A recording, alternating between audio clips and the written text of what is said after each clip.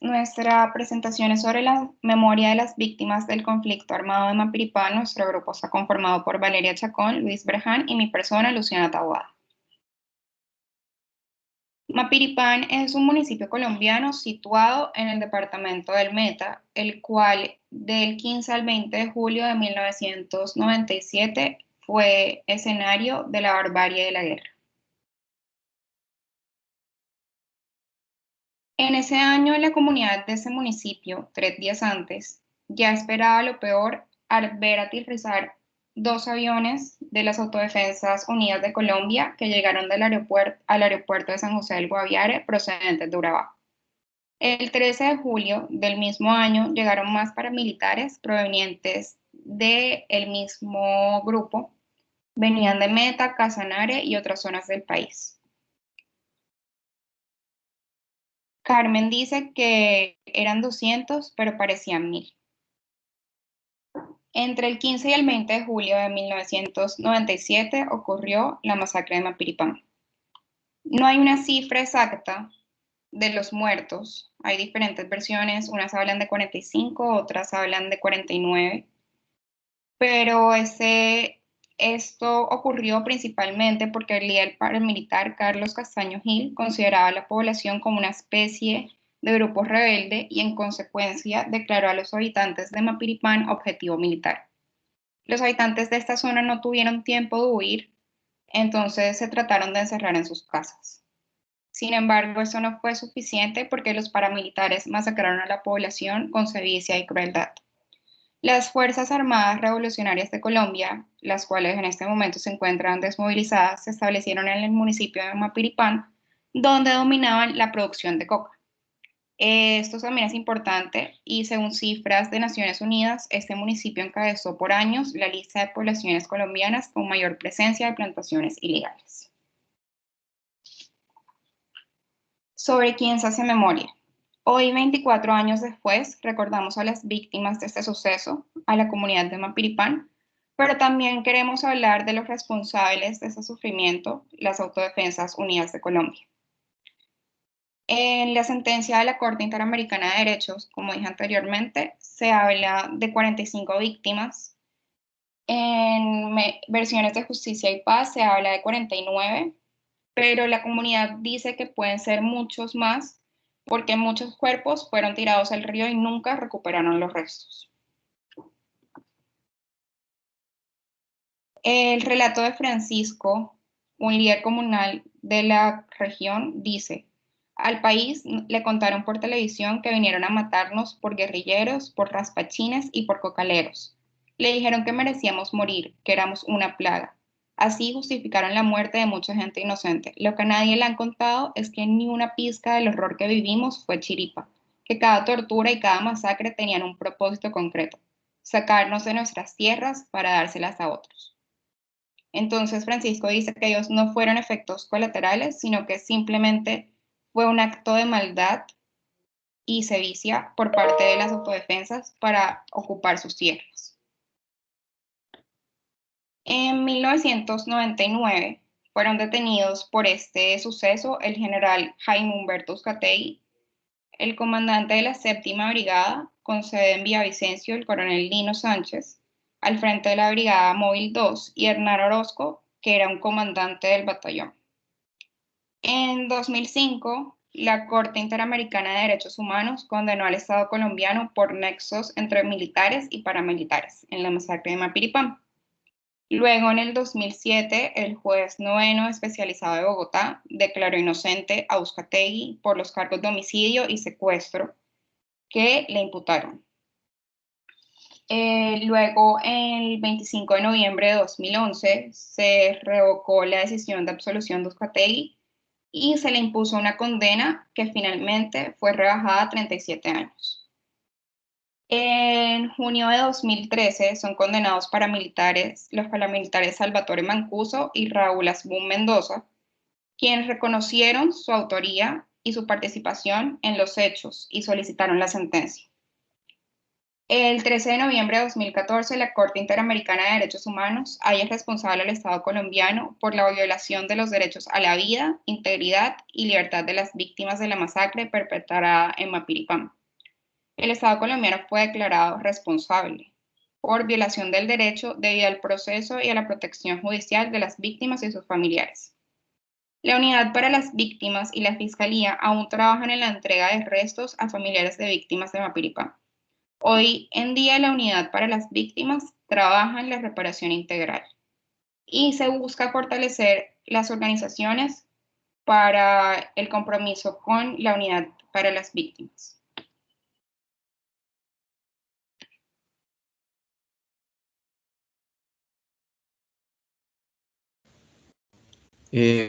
Bueno, ¿para qué se hace memoria? Se hace memoria primero para las víctimas. Hay que recordar eh, estos hechos, tenerlos en cuenta en nuestra historia, sobre todo para que no se vuelvan a repetir. Se hace memoria en homenaje, en no olvido de las víctimas y sobre todo por la dignidad humana, ¿no? Anteriormente mencionó mi compañera Luciana que se violaron varios derechos humanos y es decir, se violó la dignidad humana de las víctimas en la masacre y por eso se tiene que hacer homenaje y memoria de esto. Por otro lado está la responsabilidad de los victimarios, que se hace memoria también para que acepten esa responsabilidad y para que cumplan su compromiso con la verdad. Además, tengan una oportunidad de redimirse ante los hechos, ante sus errores y reconozcan estos mismos. Cabe resaltar que, pues aunque haya memoria y aunque haya un proceso en el que las víctimas puedan recordar estos hechos y hacer homenaje a las víctimas, no, pues no puede ser suficiente para muchos y eso complica varias cosas. Siguiente, por favor. Bueno, ¿cómo se hace memoria? Primero, para hablar sobre cómo se hace memoria, hay que mencionar dos partes importantes de esto. Primero, la acción de la Cruz Roja, que fue prácticamente el único organismo que llegó a dar protección y asistencia médica a los afectados de la masacre y sobre todo reubicación a quienes lo necesitaron. Em, por otro lado está el Estado, que realmente no hicieron nada. Los testimonios de las víctimas aseguran que la presencia del Estado fue nula y que aunque el ejército estuviera cerca, en realidad no tuvieron un papel ni de ayuda ni de tampoco defensa de las víctimas. Finalmente, unos años después, más o menos en el 2005-2006, se llegó a un proceso de paz con los paramilitares. Esto facilitó la verdad de los hechos y así se llegó un poco más de claridad para las víctimas. Por esto mismo se habla de parapolítica, por los nexos políticos que tenían varios paramilitares con el gobierno y con los militares, como pues, se mencionó anteriormente el general Uzcategui o el Hernán Orozco, quienes fueron finalmente condenados eh, y pues eran prácticamente parte de nuestro gobierno. Entonces hay algo muy extraño ahí sobre quién dirigió, quién no, quién autorizó o quién no estos hechos. Y por aquí un pequeño testimonio de Francisco dice, si algo sirve de desenterrar la verdad es para que la gente entienda que en este conflicto nada ha sido casualidad y que ni un solo campesino torturado, desaparecido o asesinado fue un efecto colateral. Eh, Esto reafirma una vez más que esto no pasó porque sí y que hay en serio algo muy extraño de trasfondo. Ahora, las acciones ante la indiferencia estatal. Primero, las víctimas y el colectivo de abogados José Alvear Restrepo, junto con eh, la CEGIL, en el 1999 llegaron a una demanda ante la Corte Interamericana de Derechos Humanos para, pues primero para remarcar esa inestabilidad que había con el Estado de hacer algo o no hacer algo, pues porque realmente el Estado no había hecho nada. Entonces querían llegar a que el Estado respondiera y pues a que hubiera un homenaje, un acto simbólico para las víctimas. Ya pues luego la Corte Interamericana de Derechos Humanos eh, hizo un fallo en el 2005, reconoció un fallo en el que condena al Estado por colaboración con paramilitares y dice que se vulneraron los derechos a la vida, integridad personal, libre circulación y la justicia. Ahora, gracias a estas dos intervenciones, se pudo llegar a dos momentos muy importantes de este proceso que son, primero, el monumento del puño, que es una estructura, bueno, fue una estructura de 3 metros de alto que hace memoria de la masacre. Y bueno, aunque el fallo de la Corte fue en el 2005, esto no pasó sino hasta 2009, es decir, el puño se hizo en el 2009, obviamente en el área de Mapiripán, y lamentablemente fue encontrado destruido en el 2017. Ahí pueden ver un par de imágenes sobre las movilizaciones de las víctimas. La segunda medida de restauración fue la Casa de Memoria, que como tal también estaba en el fallo de 2016, digo de 2005, pero realmente no se hizo nada. Por eso en el 2016 la Unidad de las Víctimas encabezada por Marina eh, reclamó al Estado pues el debido territorio que debían darles para la instauración de la Casa de Memoria.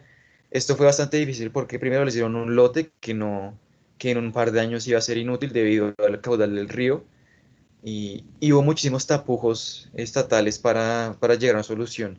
Entonces, por esto finalmente la Casa de la Memoria no se hizo. Y por último, esta es una foto de cómo se llama Piripán hace no mucho, hace un par de años, y donde debería estar la Casa de Memoria.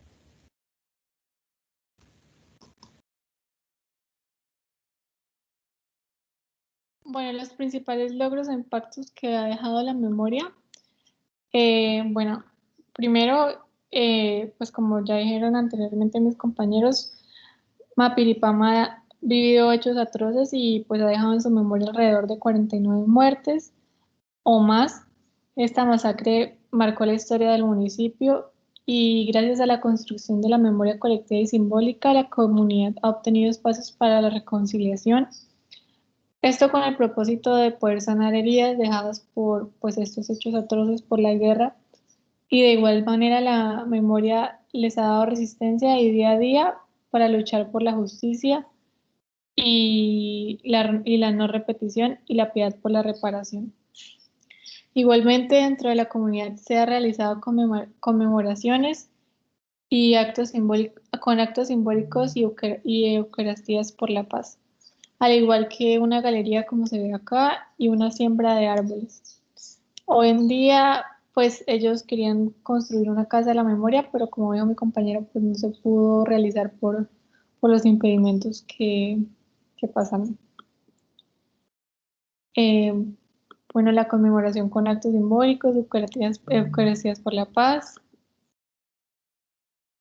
las reflexiones hacia la memoria, es que pues la memoria en verdad es lo que somos, es nuestro lapso de vida y cada recuerdo, cada momento feliz, cada momento triste. Estos momentos son los que más nos impactan y pues nos marcan en nuestros recuerdos por tener en ellos fuertes emociones imposibles de olvidar. En el caso de Mapiripán es un claro ejemplo, pues sus desconcertantes escenarios de masacres y violaciones a sus derechos. Para ellos es imposible olvidar cada gesto, cada lágrima derramada, cada grito de desesperación, pidiendo ayuda a cada familia en luto por algún ser amado que se pudo llevar la guerra. Es importante que lo recuerden, de esta manera las heridas van sanando, pues igual nunca se van a ir, pero nunca pues los van a olvidar.